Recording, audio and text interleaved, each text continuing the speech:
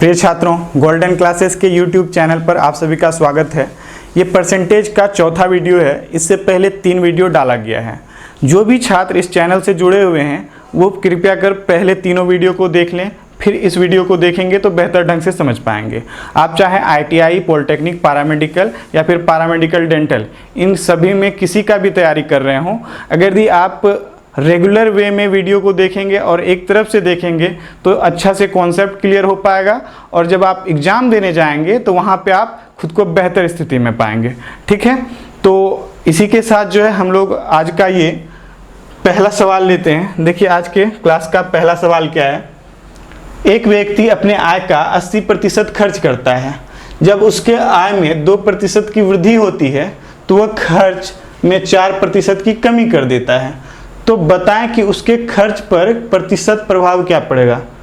यहाँ पे सवाल में कुछ मिस है। जैसे यहाँ पे देखिए खर्च का तो दिया हुआ ही है कि खर्च में 4% की कमी किया गया है। जब खर्च में दिया गया है तो यहाँ पे खर्च में नहीं पूछा जाएगा, बल्कि यहाँ पे क्या हो जाएगा, बचत के बारे में पूछा जाएगा। इसको काट देंगे, यहाँ पे लिख लेते हैं बचत। यहाँ पे जो है आपको बचत के बारे में पूछा गया है।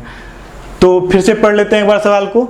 एक व्यक्ति अपने आय का 80% खर्च करता है। जब उसके आय में 2% की वृद्धि होती है तो वह खर्च में 4% की कमी कर देता है। तो बताएं कि उसके बचत पर प्रतिशत प्रभाव क्या पड़ेगा। तो सवाल ये है कि बचत पर प्रतिशत प्रभाव क्या पड़ेगा। अब देखिए इसको सबसे पहले जो बेसिक रूल है उससे बनाएंगे, फिर जो इसका ट्रिक होगा उसको देखेंगे।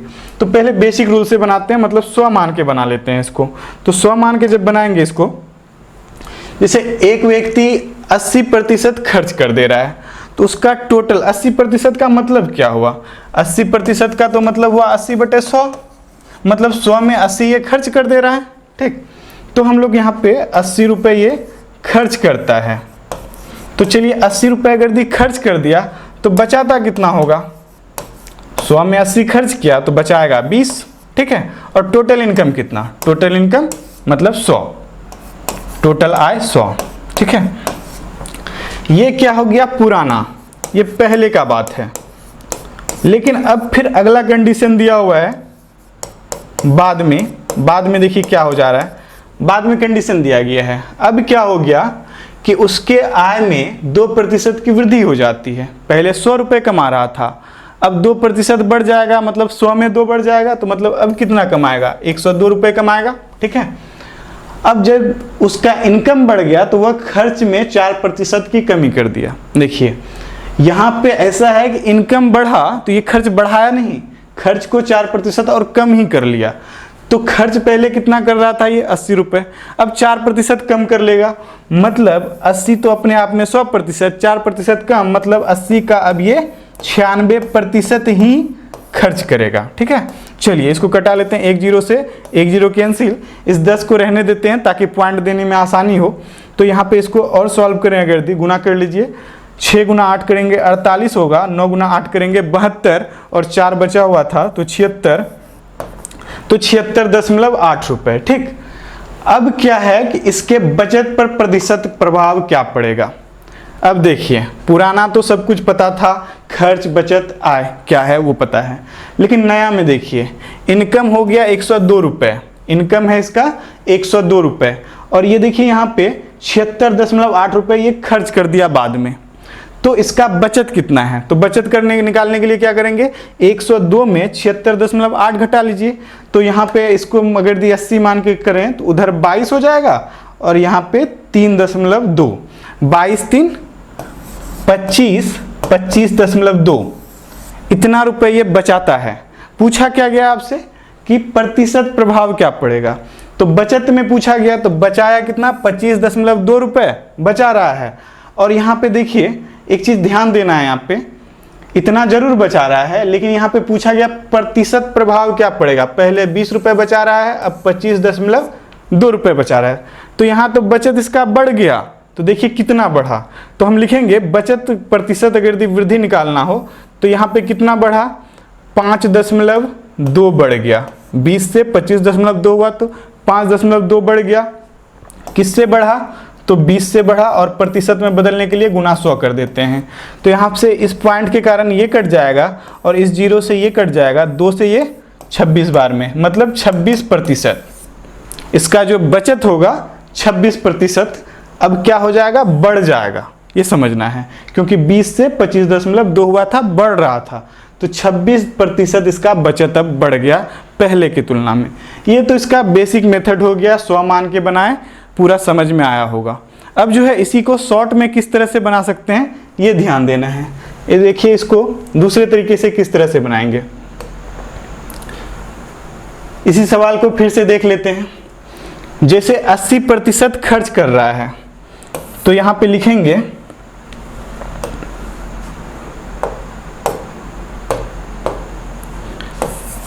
80 खर्च किया तो बचाता कितना होगा, 20।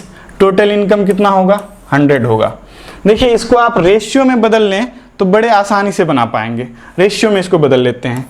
ये इनकम है, ये इनकम है, ये क्या है, बचत है, सेविंग, और ये खर्च है। ठीक, अब इसको रेशियो में बदलने के लिए क्या करेंगे, देखिए 20 से तो सारा का सारा कटेगा, तो 20 से जब कटाएंगे तो ये कितना आएगा, 4, और ये 1, और ये 5। वैसे भी आप इन्हीं दोनों को कटाते तो 4 जोड़ 1 करते 5 हो जाता। वो क्यों जोड़ रहे हैं, क्योंकि खर्च और बचत है, इन दोनों को जोड़ेंगे तो टोटल इनकम आ जाएगा। ठीक, ये समझ रहे हैं। तो यहाँ पे किए क्या हम लोग, खर्च और बचत का जो रेशियो था उसके आधार पे, सॉरी यहाँ पे रेशियो नहीं था, जो संख्या था उसके आधार पे हम लोग रेशियो में कन्वर्ट कर लिए। और रेशियो में कन्वर्ट करने के बाद अब देखिए क्या करना है। अब जैसे ही रेशियो में कन्वर्ट किए तो अब जो हम लोग ये सीखे हुए हैं कि 10% वृद्धि का मतलब होता है कितना, 110%, और 10% कमी का मतलब होता है 90%। मतलब में 100 में जोड़ना होता है और 100 में घटाना होता है, वैसा नहीं होगा। अब जब भी रेशियो में आ जाएगा और प्रतिशत बढ़ाना और प्रतिशत घटाना होता है तो 10% वृद्धि का मतलब समझेंगे कि केवल प्लस का 10% होगा वृद्धि, और 10% कमी का मतलब समझेंगे माइनस का 10% केवल होगा कमी। ठीक है, माइनस हो जाएगा कमी के लिए और प्लस हो जाएगा वृद्धि के लिए। ये कब होगा, जब आपको रेशियो पता हो। संख्या पता है तो फिर नहीं होगा, लेकिन रेशियो पता है और प्रतिशत दिया हुआ है और फिर प्रतिशत में ही निकालना है, तो हमेशा आप ये याद रखेंगे कि जितना प्रतिशत वृद्धि होगा तो केवल प्लस में वो नंबर लिख देंगे, कमी होगा तो माइनस में वो नंबर लिखाएगा। अब पढ़ते हैं, इनकम में क्या हुआ, आय में 2% की वृद्धि। तो अब 102 नहीं लिखेंगे, बल्कि कितना लिखेंगे, 102 के बदले में, 102 के बदले में केवल 2% की वृद्धि लिखेंगे। तो इनकम तो ये 5 वाला है, तो यहाँ पे प्लस का 2% लिख देंगे। ठीक है, उसके बाद बचत के बारे में पूछा गया है कि बचत पर क्या प्रभाव पड़ेगा, नहीं पता है, X% लिख दिए।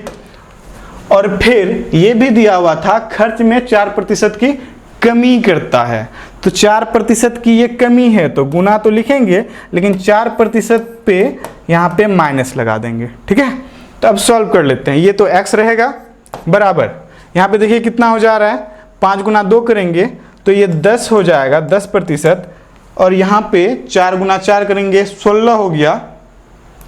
तो यहाँ पे जो 16 हुआ ये माइनस में आएगा, देखिए यहाँ पे माइनस है, तो बराबर के दूसरे साइड लेके जा रहे हैं, तो ये प्लस का 16 हो जाएगा, तो यहाँ पे आएगा कितना, देखिए 26%, और ये प्लस में आया है रिजल्ट।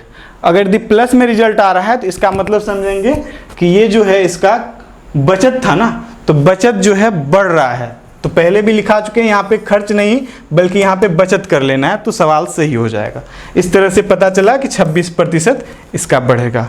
फिर से बोल दे रहे हैं कि जब भी रेशियो में पता हो तभी आप ऐसा कर सकते हैं कि 5% वृद्धि मतलब केवल प्लस का 5% कमी मतलब केवल 5% माइनस का।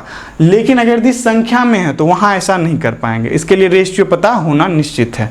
रेशियो पता है तभी आप ऐसा कर पाएंगे। ठीक है, अब देखिए ये सब कहाँ कहाँ लगा पाएंगे हम लोग, ये जो है जैसे लगाने का होगा कहाँ कहाँ लगा पाएंगे, तो नोट करके आप लोग लिख लेंगे। जैसे देखिए ये इनकम था ना, तो आय बराबर, सॉरी यहाँ पे ये रेड कलर दिखता नहीं है बोर्ड पे जब रिकॉर्ड करते हैं, तो यहाँ पे सबसे पहले आय लिखते हैं। आय जो होगा वो किसको किसको जोड़ने से होगा, खर्च प्लस बचत बराबर आय हो जाता है। तो मतलब कि खर्च और बचत का रेशियो पता है, तो तो आप आय निकाल सकते हैं, या फिर खर्च आय का रेशियो पता है तो बचत का निकाल सकते हैं, इस तरह से। अगर यदि मान के चलिए जनसंख्या का बात किया जाए, जनसंख्या, तो जनसंख्या जो होगा उसमें दो ही टाइप का व्यक्ति आएगा, दो ही प्रकार के व्यक्ति। कौन कौन? एक तो या तो मेल हो सकता है या फिर फीमेल हो सकता है। तो यहाँ पे या तो मेल, दूसरी फीमेल, बस यही दोनों को जोड़ेंगे और इन दोनों का रेशियो पता है तो फिर जनसंख्या का भी निकाल लेंगे। इन तीनों में किसी दो का पता होना चाहिए तो तीसरा निकल जाएगा।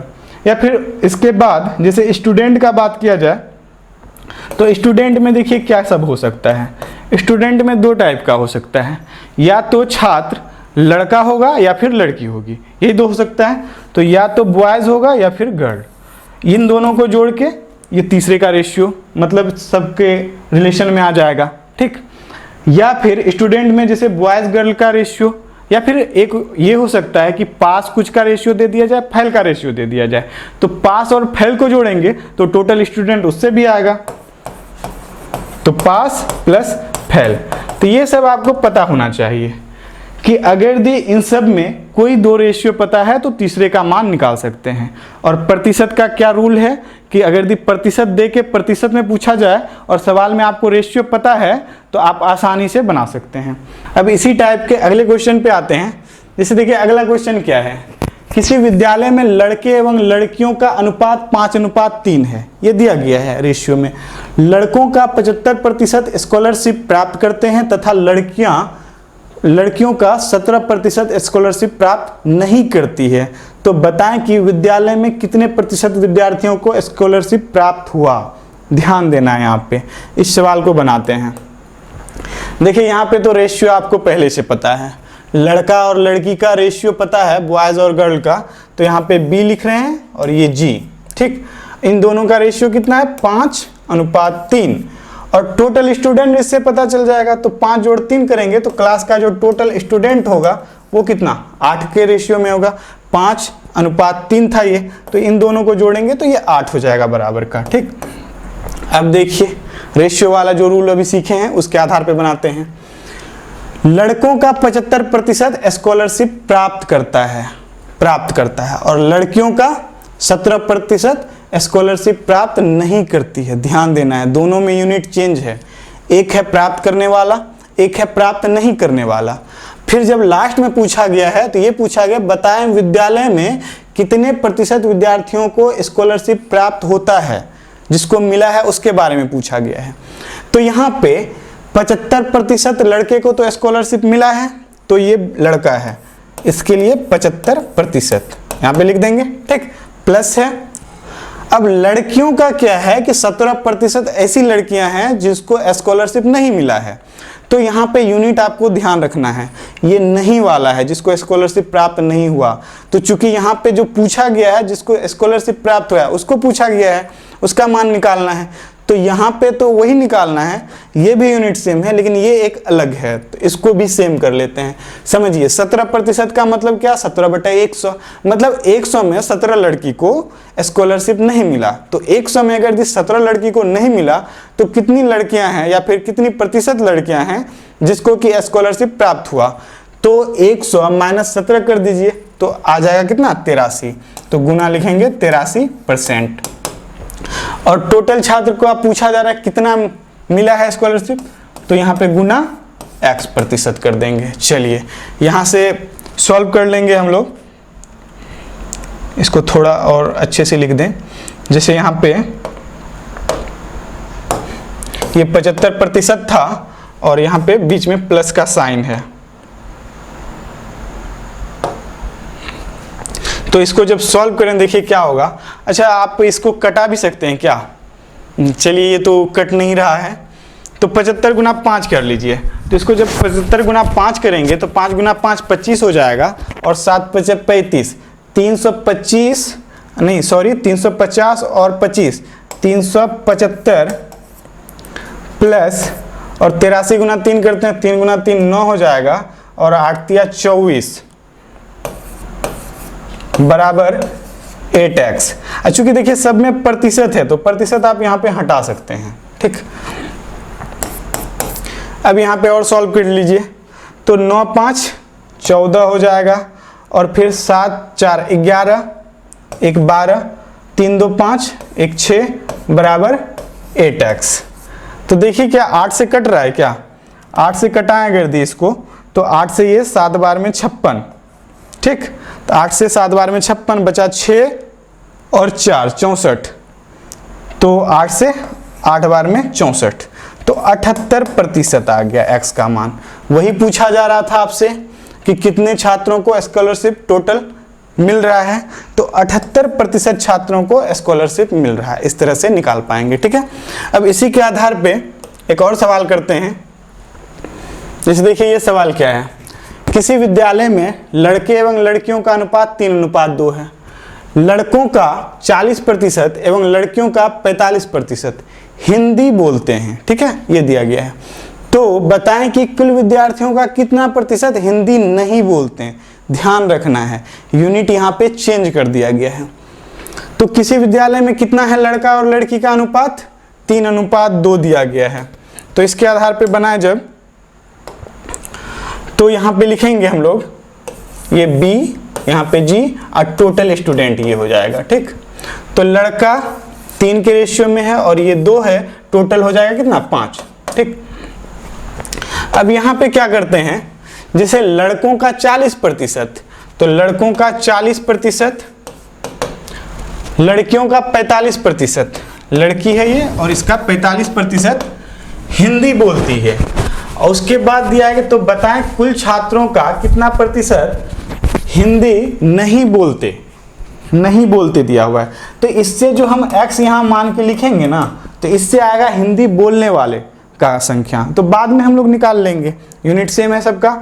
चलिए सॉल्व कर लेते हैं। तो 5 से तो ये कट भी रहा है ना, 5 से जब कटाएंगे तो चलिए प्रतिशत तो सबका हटा ही देते हैं और 5 से कटा लेते हैं। तो 5 से कटाएंगे तो ये 9 बार में, और 5 से कटा रहे हैं तो ये 8 बार में कट जाएगा, ठीक है। तो फिर यहाँ पे 8 गुना 3 करेंगे तो 24 हो जाएगा, प्लस 9 गुना 2 करेंगे 18 हो जाएगा, बराबर x। तो 18 और 24 जोड़ लीजिए, 18 और 24 जोड़ेंगे तो ये 42 हो जाएगा, 42%।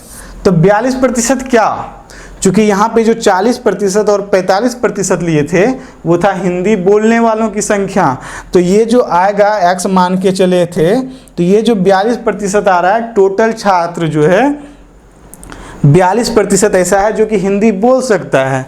लेकिन यहाँ पे क्या दिया गया है, कुल विद्यार्थियों का कितना प्रतिशत हिंदी नहीं बोल सकता। तो 42% का मतलब 42/100, मतलब 100 में 42 जो है हिंदी बोल सकता है। तो नहीं बोलने वालों की संख्या क्या, 100 में से 42 घटा लीजिए, तो यहाँ पे 100 माइनस 42 करेंगे तो देखिए कितना आ जाएगा, ये 8 और यहाँ पे 5। तो इस तरह से हम लोग आंसर निकाल लिए। 58% ऐसे छात्र हैं जो कि हिंदी बोल नहीं सकते हैं, ठीक है। ये सवाल हो गया। अब बढ़ते हैं अगले सवाल की ओर। देखिए अगला सवाल क्या है, देखिए ये क्वेश्चन जो है अलग टाइप का है। इसमें क्या बोला गया है, एक परीक्षा में उत्तीर्ण होने के लिए 45% अंक प्राप्त करने पड़ते हैं। राम ने 30% अंक प्राप्त किया तथा 60 अंकों से अनुत्तीर्ण घोषित कर दिया गया, मतलब कि फेल हो गया वो। अब कुल पूर्णांक कितना था, तो टोटल नंबर जो था उस एग्जाम का ये पूछा गया है। इस क्वेश्चन को बनाते हैं। देखिए एक चीज समझेंगे, यहाँ पे परीक्षा में उत्तीर्ण होने के लिए 45% अंक प्राप्त करना पड़ेगा। 45% जो नंबर लाएगा वो छात्र पास हो जाएगा। लेकिन राम जो है वो 30% ही लाता है और ये 30% नंबर लाया और फिर वो क्या हो गया, 60 नंबर से अनुत्तीर्ण, मतलब फेल हो गया। तो आप एक चीज समझिए, यहां पे जैसे ये राम है 30% नंबर लाया, 30% नंबर ये लाया है और कितने नंबर से फेल हो गया, 60 नंबर। 30% नंबर लाने के बाद 60 नंबर से फेल हो रहा है। जैसे ही इसको 60 नंबर और आ जाता, 60 नंबर ऐड कर दिए, 60 नंबर जोड़ दिए, तो अब क्या हो जाएगा, ये पास हो जाएगा। 60 नंबर नहीं ला पाया था, ये कम लाया था, तो 60 नंबर कम लाया था तो फेल हुआ था। तो 30% लाने के बाद 60 नंबर कम लाया था, उसी नंबर को जब जोड़ दिए, जितना कम लाया उसको उतना नंबर दे दिए, तो ये पास हो गया। चलिए ये अगर दी पास नंबर है और यहाँ पे एक चीज़ और दिया हुआ था, उत्तीर्ण होने के लिए 45% नंबर चाहिए। ठीक है, तो ये 45%, बताइए ये दोनों आपस में बराबर होगा कि नहीं होगा? बिल्कुल हो जाएगा, क्योंकि 45% भी दिया हुआ है कि पासिंग मार्क्स है, कि इतना नंबर लाते हैं आप पास हो जाएंगे, और फिर ये जो 30% प्लस 60 किए हैं ये भी पास है, तो पास बराबर पास, तो पास पास दोनों बराबर हो जाएगा। ठीक है, और एक चीज़ यहाँ पे समझिए, कुल पूर्णांक पूछा गया है, तो कुल पूर्णांक कितना होता है? 100% होता है हमेशा, टोटल तो 100% ही मानेंगे। तो ये 30 जो है बराबर के दूसरे साइड जाएगा, यहाँ पे 45 है, तो 45 में 30 घटेगा तो मतलब कितना आ जाएगा? 15%। तो 15% का मान कितना? 60। ठीक है, तो आपसे पूछा गया 100% का मान, क्योंकि टोटल मार्क्स हमेशा 100%, तो यहाँ से 15% है तो कटा लीजिए ना, तो यहाँ पे कटेगा ये 4 बार में, तो इसका मतलब क्या हुआ? 1% का मान 4, 1% का मान 4, तो 100% का मान कितना? तो 00 लगा देंगे, 4 पे 00, ये 400 हो जाएगा। मतलब देखिए ऑप्शन नंबर बी इसका आंसर हो जाएगा। ठीक है, जिसको यहाँ पे कैलकुलेशन में प्रॉब्लम हुआ होगा तो फिर से लिख दे रहे हैं कि 15% का मान 60 था, तो यहाँ पे 15 से कटा है तो 4 बार में ये 60 कट गया, तो मतलब इसका क्या हुआ? 1% का मान 4 है, तो 100% टोटल मार्क्स जो है वो कितना हो जाएगा? देखिए 1 पे 00 लगाया ना, तो 4 पे भी 00 लगा देंगे, 400 हो जाएगा। ठीक है, इस तरह से बना लेंगे सवाल को। अब देखिए इसी टाइप का एक और सवाल लेते हैं। अगला सवाल देखिए क्या है,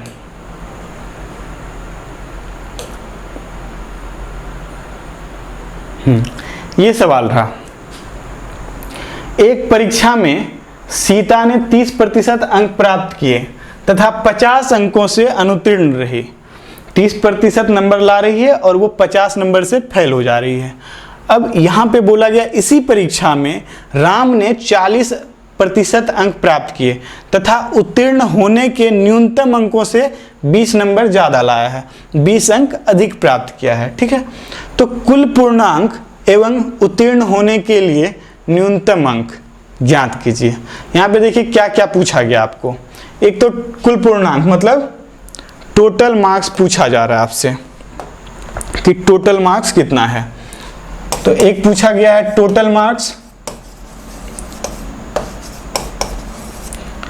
पहला, और दूसरा क्या पूछा गया है? उत्तीर्ण होने के लिए न्यूनतम अंक, मतलब क्या है कि पासिंग मार्क्स। दूसरा कि पास होने के लिए कितना नंबर चाहिए, ये पूछा गया है। और देखिए इस सवाल में तो नहीं पूछा गया है, लेकिन तीसरा एक चीज और पूछा जा सकता है कि पासिंग मार्क्स तो पूछा, पासिंग परसेंटेज पूछ लिया जाता। तीसरा कि इसका पास होने का जो है परसेंट में निकालें तो वो क्या होगा। 3 बात पूछा जा सकता था इस क्वेश्चन के आधार पे, तो तीनों जो है निकाल के देखते हैं किस तरह से। अभी पिछला जो मेथड था उसी के आधार पे इसको भी सॉल्व करना है।